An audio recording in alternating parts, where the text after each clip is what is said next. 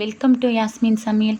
இன்றைக்கி நம்ம கிச்சனில் ஒரு 10 நிமிஷத்தில் ரெடி பண்ணக்கூடிய டிஃபன் ஐட்டம் தாங்க பார்க்க போகிறோம்.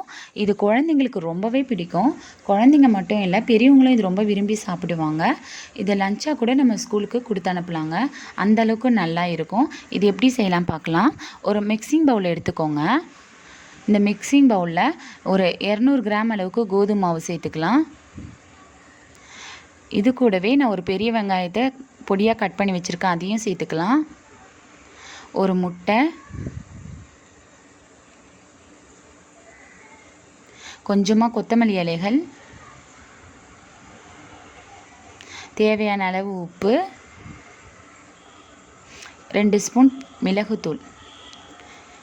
இது கூடவே கொஞ்சமாக பால் சேர்த்து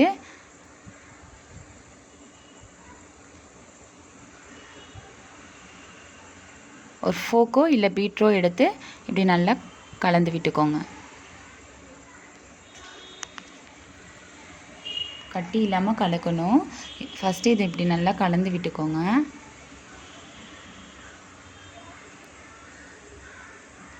இது கூடவே கொஞ்சமாக தண்ணி சேர்த்து நம்ம தோசை மாவு பதத்துக்கு நல்லா கரைச்சி வச்சுக்கணும். நல்லா இப்படி கலந்து விட்டுகிட்டே இருங்க. கொஞ்சம் கொஞ்சமாக தண்ணி சேருங்க. ஒரே வழியாக தண்ணி சேர்த்துடக்கூடாது. இந்த அளவுக்கு கலந்து எடுத்துக்கோங்க. பாருங்கள் எப்படி இருக்குன்னு நான் காட்டுறேன். இந்த மாதிரி இருக்கணும். தோசை மாவு பதத்துக்கு கட்டி இல்லாமல் கரைச்சி வச்சுக்கணும். இப்போ ரெடி பண்ணலாம். பேன் சூடானதுக்கப்புறம் 1 டேபிள் ஸ்பூன் அளவுக்கு எண்ணெயை சேர்த்துக்கோங்க. எண்ணெயை இப்படி நல்லா பண்ணி வச்சுக்கோங்க, சுற்றி வச்சுக்கோங்க. வச்சிட்ட பிறகு ஒரு குழி கரண்டி எடுத்து 2 கரண்டி அளவுக்கு இப்படி ஊற்றிக்கோங்க. நம்ம தேய்க்கணும்னு அவசியம் இல்லை, அதுவே இப்படி வந்துடுங்க. நம்ம லைட்டாக பண்ணால் மட்டும் போதும். இது 1 நிமிஷம் போல் வேகும். ஓரமாக இப்படி வெந்ததுக்கப்புறம் நம்ம அப்படியே திருப்பி போட்டுக்க வேண்டியது தான். பாருங்கள்,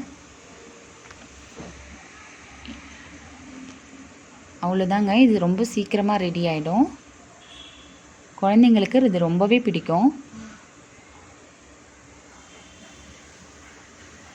இன்னொன்று ஊற்றி காட்டுறேன் பாருங்கள். முட்டை இருக்கிறதால இது நமக்கு அதுவே தானே பரவிடும். நம்ம தேய்க்கணுன்னு அவசியம் கிடையாது. இதில்